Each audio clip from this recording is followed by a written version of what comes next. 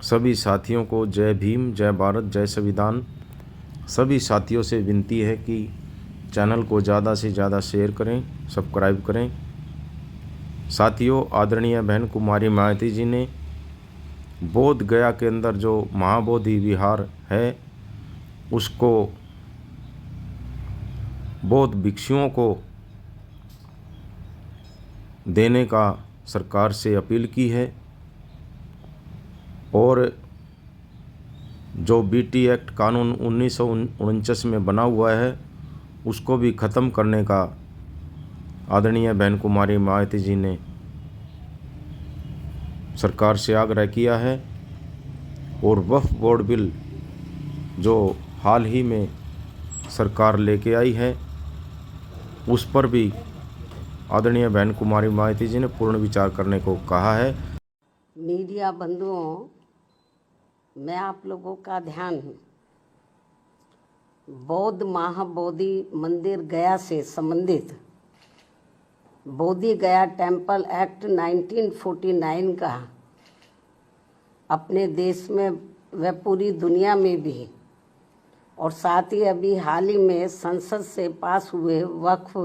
विधेयक का भी पूरे देश में हो रहे विरोध को भी लेकर कुछ जरूरी बातों की तरफ दिलाऊं। लेकिन उससे पहले मैं आज से 3 दिन के बाद दिनांक 14 अप्रैल को भारतीय संविधान के मूल निर्माता व दलितों एवं अन्य उपेक्षित वर्गों के मसीहा परम पूज्य बाबा साहब डॉक्टर भीमराव अंबेडकर की जो जयंती है तो उनको आज एडवांस अवसर पर अर्थात दिनांक 14 अप्रैल सन 1984 को बहुजन समाज पार्टी के नाम से राजनीतिक पार्टी का विधिवत गठन किया और फिर इस पार्टी के जरिए ही पूरे देश में इनके अनुयायियों को अपने पैरों पर खड़े करने का निरंतर प्रयास भी जारी रखा और अभी भी है। जबकि पिछले कुछ वर्षों से कांग्रेस, बीजेपी व अन्य जातिवादी पार्टियां खासकर बाबा साहब के जन्मदिन के मौके पर उनके अनुयायियों के वोटों को लुभाने के लिए जो किस्म किस्म के हथकंडे इस्तेमाल कर रही हैं और इस बार भी कर रही हैं, तो उनके बहकावे में ना आकर इन्हें अपनी एकमात्र हितैषी पार्टी बीएसपी के बताए हुए रास्तों पर चलकर ही उनके अधूरे रहे कारवां को मंजिल तक जरूर पहुंचाना है। इतना ही नहीं बल्कि बाबा साहब ने अपने आखिरी समय में दिनांक 14 अक्टूबर सन 1956 को अपने अपार अनुयायियों के साथ धर्म परिवर्तन करके जो बौद्ध धर्म की दीक्षा ली है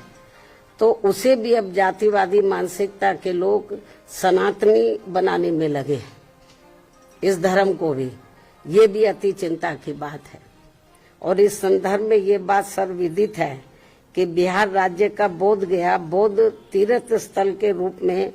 देश व दुनिया भर में अति विख्यात है। बोध गया में तथागत गौतम बुद्ध के पवित्र ज्ञान स्थली पर स्थापित भव्य व अति प्राचीन महाबोधि मंदिर में सरकारी व गैर सरकारी स्तर पर गैर बौद्ध धर्म के मानने वाले लोगों के बढ़ते हुए प्रभाव एवं दखल को लेकर पूरे देश व दुनिया भर के बौद्ध भिक्षुओं व बौद्ध अनुयायियों में भारी बेचैनी व आक्रोश व्याप्त है तथा वे लोग इसको लेकर कांग्रेस की सरकार के दौरान सन 1949 में बने बोध गया मंदिर प्रबंधन कानून में जरूरी परिवर्तन की मांग को लेकर शांतिमय ढंग से काफी समय से आंदोलित भी हैं। ये कांग्रेस के समय में ये कानून बना था। उल्लेखनीय है कि देश की आजादी के बाद कांग्रेस पार्टी की सरकार द्वारा बिहार में बोध गया मंदिर प्रबंधन के संबंध में जो कानून बनाया गया था तो उसमें जिला अधिकारी की अध्यक्षता में 4 हिंदू व 4 बौद्ध धर्म के मानने वाले लोगों की कमेटी बनाने का प्रावधान किया गया है, जो पहली नजर में ही अनुचित, अनावश्यक व भेदभावपूर्ण लगता है। और सरकार की इस अनावश्यक दखल अंदाजी की वजह से ही वहां महाबोधि मंदिर में पूजा पाठ, देखरेख, संपत्तियों के संरक्षण, उसका रखरखाव व साफ सफाई आदि के साथ ही लाखों तीर्थ यात्रियों की सुख सुविधा आदि को लेकर भी स्थिति लगातार असहज व तनावपूर्ण सी बनी रहने की आम शिकायत है, जिसकी वजह से बौद्ध धर्म के मानने वालों की ये मांग है कि महाबोधि मंदिर की पवित्रता को पूरी तरह से बनाए रखने तथा इसकी सही से देखभाल के लिए ये जरूरी है कि मंदिर में पूजा पाठ, उसकी सुरक्षा व संरक्षण आदि की पूरी जिम्मेवारी बौद्ध भिक्षुओं व बौद्ध धर्म के अनुयायियों को ही सौंपी जाए, जो इनकी ये मांग जायज है, जिस पर वर्तमान सरकार को तत्काल उचित ध्यान देना चाहिए। वैसे भी अधिकतर लोगों का यही मानना है कि 1949 में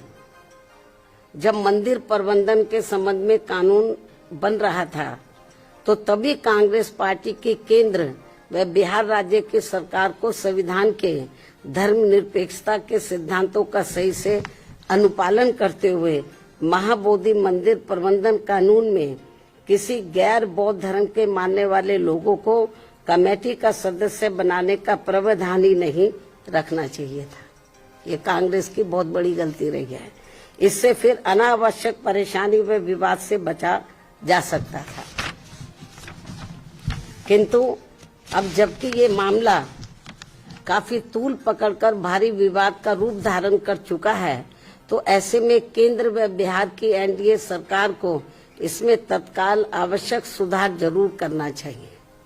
ऐसी बीएसपी की ये पुरजोर मांग है। इस क्रम में नए वक्फ कानून के तहत राज्य वक्फ बोर्डों में जो नॉन मुस्लिम को रखने का नया प्रावधान किया गया है, वह भी प्रथम दृष्टया अनुचित प्रतीत होता है, जिसका मुस्लिम समाज में भारी विरोध भी है। इसी प्रकार के अन्य नए विवादित प्रावधानों के सुधार को भी लेकर केंद्र सरकार अगर वक्फ कानून को फिलहाल स्थगित करते हुए उस पर समुचित पुनर्विचार करती है, तो ये बेहतर होगा। अर्थात इन सभी मामलों में सरकार जरूर ध्यान दे, बीएसपी की पुनः ये मांग है। इसके अलावा भारत में भारतीयों की सुरक्षा के लिए केंद्र में सभी राज्य सरकारों को आतंकियों के विरुद्ध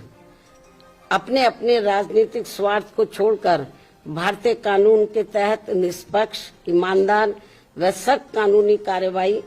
करनी चाहिए या इनके द्वारा होनी चाहिए, तो ये देश व यहाँ के नागरिकों के हित में होगा। इन्हीं जरूरी बातों के साथ ही अब मैं अपनी बात यहीं समाप्त करती हूँ। धन्यवाद। जय भीम व जय भारत।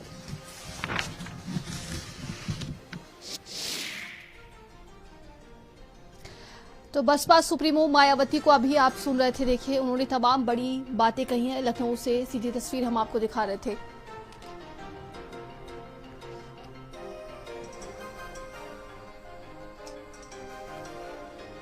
और आगे